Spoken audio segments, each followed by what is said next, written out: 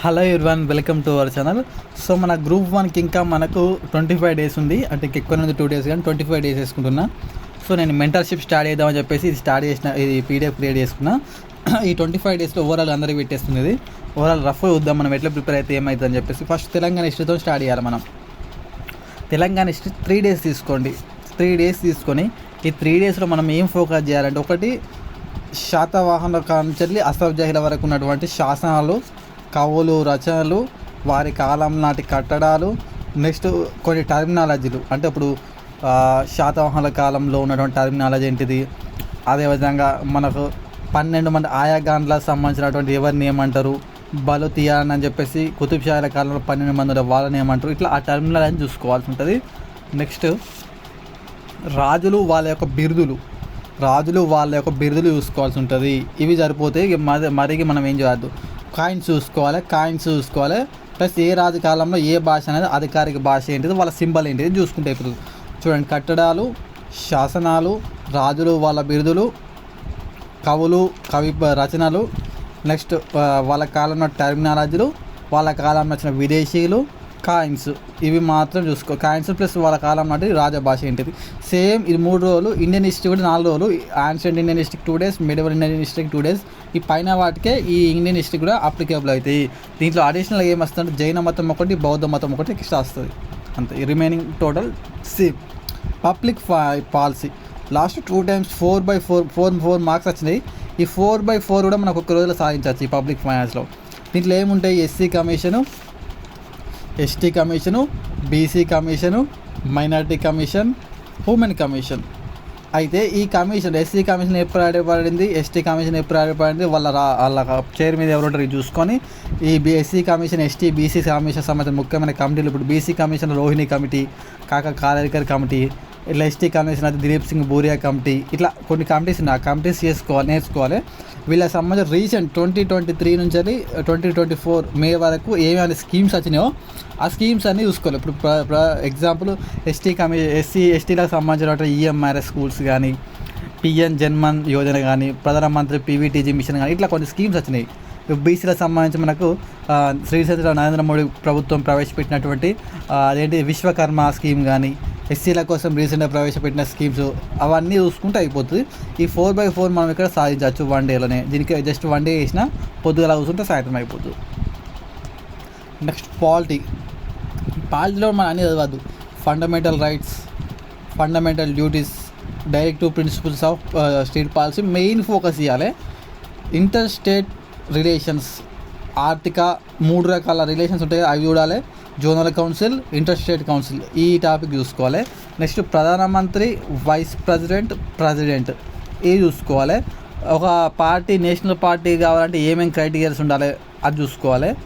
Next 73, 74 amendment చూసుకోవాలి. రాజ్యాంగబద్ధ సంస్థలు 5 ఉంటాయి కదా, ఆ 5 రాజ్యాంగబద్ధ సంస్థలు, ఎలక్షన్ కమిషను, కాగ్, ఇట్లా మొత్తం 6 ఉంటాయి కదా, ఆ 6 చూసుకుంటే సరిపోతుంది. ఇక్కడ వరకే చాలు. కొన్ని టర్మినాలజీస్ ఉంటాయి. పబ్లిక్ బిల్ అంటే ఏంటి, ప్రైవేట్ బిల్ అంటే ఏంటిది, మనకు ఆర్టికల్ 352 to 360 ఇవి చూసుకోవాలి అంతే. ఇక మొత్తం చూసుకోవద్దు. పాలిటిక్ ఒక 5 డేస్ ఇచ్చిన 5 డేస్లో ఫినిష్ చేసుకోండి. ఇంకా ఒక 1 డే ముందే అవుతుంది. ఇంటర్నేషనల్ రిలేషన్స్, ఇక్కడ మనకు లాస్ట్ టైం 4 మార్కులు వచ్చినాయి, ఈసారి కూడా 4 మార్కులు వస్తాయి. ఏంటి, ఇంటర్నేషనల్ సంస్థలు, వాటి head quarter, food and agriculture head quarter ఎక్కడ ఉన్నది, యునెస్కో యొక్క హెడ్ క్వార్టర్ ఎక్కడ ఉన్నది, యునెస్కో సంబంధించినటువంటి recent current issues, world bank, IMF, SAARC, BIMSTEC, ఈ కూటములు, G7, G4, G5, G20, ఇవన్నిటికి సంబంధించి ఒక 2-3 పేజ్ నోట్స్ అయింది నాకు. అవి చూసుకుంటే సరిపోతుంది. ఇక్కడ 4/4 కూడా ఇక్కడ కూడా సాధించవచ్చు. ఇక్కడ పాలిటీలో కూడా మనం 6/6 సాధించవచ్చు. పబ్లిక్ ఫైనాన్స్లో 4/4 చూసవచ్చు. ఇండియా అండ్ తెలంగాణ కల్చర్లో లాస్ట్ ఇయర్ 18 వచ్చినాయి. ఈ 18 అట్లీస్ట్ ఒక 15 సాధించవచ్చు మనం ఇప్పుడు ప్రిపేర్ అయినా. Environment and disaster management, first disaster management చూస్తా. భూకంప జోన్స్ 5 అవి చూసుకోవాలి. సెండాయ్ ఫ్రేమ్వర్క్ చూసుకోవాలి. నేషనల్ డిజాస్టర్ మేనేజ్మెంట్ అథారిటీ 2005 చూసుకోవాలి. రీసెంట్ మనకు ఎన్విరాన్మెంట్ అండ్ డిజాస్టర్ మేనేజ్మెంట్ వాళ్ళు రిలీజ్ చేసిన 42 పేజెస్ రిపోర్ట్ చూసుకోవాలి.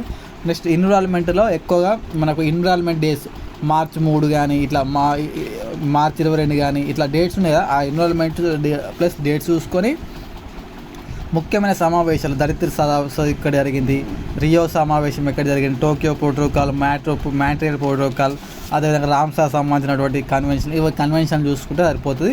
మనకు 1972 యాక్ట్ చూసుకోవాలి, సరిపోతుంది, ఎక్కువ అవసరం లేదు. రీసెంట్గా న్యూస్లు ఉన్న సరస్సులు అవి చూసుకుంటే సరిపోతుంది. తెలంగాణ పాలసీస్ రీసెంట్గా గవర్నమెంట్ వచ్చిన తెలంగాణ స్కీమ్స్తో పాటు టీఎస్ఐ పాసు, టీఎస్బీ పాసు, ఇట్లా కొన్ని పాసెస్ ఉన్నాయి కదా, పాస్ అని వచ్చినాయని చూసుకోండి. ఇక ఇది ఒకటి ట్రిక్ అన్నట్టు. పాస్ అని ఏవైతే ఉన్నాయో అవన్నీ చూసుకోండి. ప్లస్ రీసెంట్గా తెలంగాణ గవర్నమెంట్ ప్రవేశపెట్టిన పథకాలతో అలాంగ్ విత్ పథకాలు. Science and technology last 6 months మీరు ఏదైతే సిఏ బుక్ చదువుతారో ఆ సిఏ బుక్లు వచ్చినాయని చదువుకోండి, సరిపోతుంది. పిఎస్ఎల్వి, జిఎస్ఎల్వి ఇది మనం సపరేట్ వీడియో చేసినాం కాబట్టి దీని గురించి నేను ఎక్స్ప్లెయిన్ చేయాలి. ఇది 2 daysలో కంప్లీట్ చేసుకోవాలి. ఎకానమీ అండ్ సోషల్ డెవలప్మెంట్ ఒక 1 mark వస్తుంది.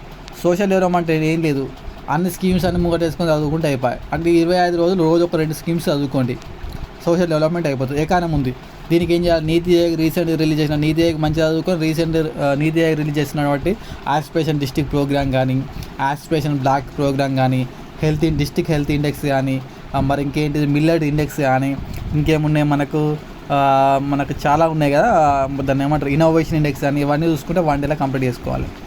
సోషల్ ఎక్స్క్లూజన్, సోషల్ యూనిట్ 2నే ఈ సోషల్ ఎక్స్క్లూజన్, ఇది చదివితే పట్టేసి అయిపోతుంది. ఇది ఖచ్చితంగా 3 marks వస్తున్నాయి, 3 సాధించవచ్చు. జియోగ్రఫీ తెలంగాణ 2 days 1 day వేసుకోండి, ఇండియాకి 3 రోజులు వేసుకోండి, సరిపోతుంది. కరెంట్ అఫైర్స్ వచ్చేసి డైలీ టార్గెట్స్ చూసుకోండి. డైలీ ఒక 25 days 5 months వేసుకుంటే ఒక మంత్ని 5 daysలో కంప్లీట్ చేసుకోవాలి current affairs along with science and technology. So ఈ విధంగా 25 days. ఇది ఏం చేసినామంటే మెంటర్షిప్, అంటే డైలీ టార్గెట్స్లో ఒక గ్రూప్ క్రియేట్ చేసి ఇంకా 25 daysకి ఇంకా 2 days ఉంది కాబట్టి వాళ్ళకు ఏ టాపిక్లో ఏమేమి సబ్ టాపిక్స్ వస్తాయని చెప్పేసి 60 topics ఇక్కడ ఉంటాయి, ఇక్కడ 80 ఇంపార్టెంట్ టాపిక్స్ నేమ్స్ చెప్తా. మెంటర్షిప్ ప్రోగ్రాంలో చాలా తక్కువ కాస్ట్ పెడతా, ఇవి ఇంపార్టెంట్ నేమ్స్ అన్నట్టు. ఈ 60 topics నేమ్ చెప్తా. ఫర్ ఎగ్జాంపుల్ ఇండియన్ కల్చర్ ఉంది, వీళ్ళు 80 topics అన్న కదా, ఈ 80 topicsలో ఒక చూడండి ఎట్లా ఉంటుంది అంటే సపరేట్ గ్రూప్ ఉంటుంది టెలిగ్రాము. 80 topics ఈరోజు ఈవినింగ్ 6 PM చెప్తే రేపు మొత్తం అది చదువుకోవాలి, రేపు 6 PM వరకు. ఎగ్జాంపుల్ ఇండియన్ కల్చర్ ఉంది, సింధు నాగరికత చూసుకున్నాం.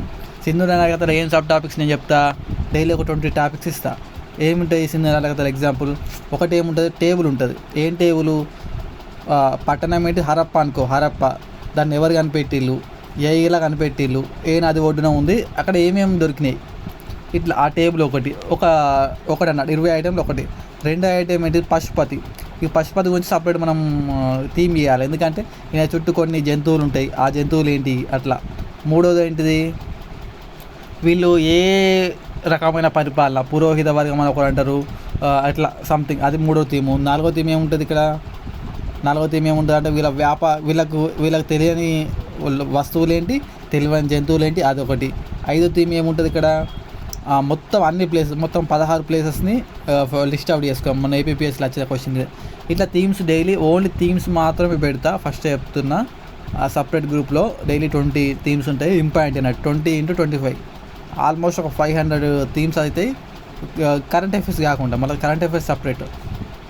సో ఇది చేద్దాం అనుకుంటున్నా. ఇంట్రెస్ట్ ఉన్న వాళ్ళు, అంటే చాలామంది ఇంట్రెస్ట్ అంటున్నారు, నాకు టైం సరిపోతుంది, నేను డైలీ 8 వెళ్ళడం అవుతుంది కాబట్టి ఇది పెట్టట్లేదు. రేపు ఖచ్చితంగా స్టార్ట్ చేసే ప్రయత్నం చేస్తాను, ఎందుకంటే ఇంకా టైం ఉంది మనకు. 27 days అంటే ఇంకా 25 days ఉంది.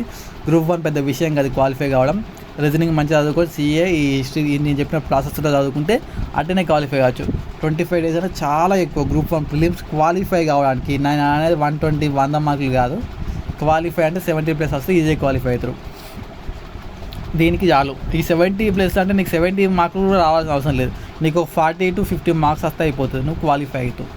అంటే నువ్వు రీజనింగ్లో 20కి 20 కొట్టుకున్నావు అనుకో, ఈ ఒక 20 మార్కులు కదా, ఇలా 2 దాకినా నువ్వు క్వాలిఫై అవుతావు. అది పెద్ద విషయం కాదు Group 1 క్వాలిఫై కావడం. Group 2 చదవటంలో మెయిన్ Group 2 అంటే అప్పుడు మనం 120+ కొట్టాలి, అప్పుడు సపరేట్ థీమ్ చేద్దాం. కానీ ఇప్పుడైతే దీనికి సంబంధించి చూద్దాం. చాలా తక్కువ కాస్ట్ ఉంటుంది, బిలో 70 లోపే ఉంటుంది. Okay, thank you.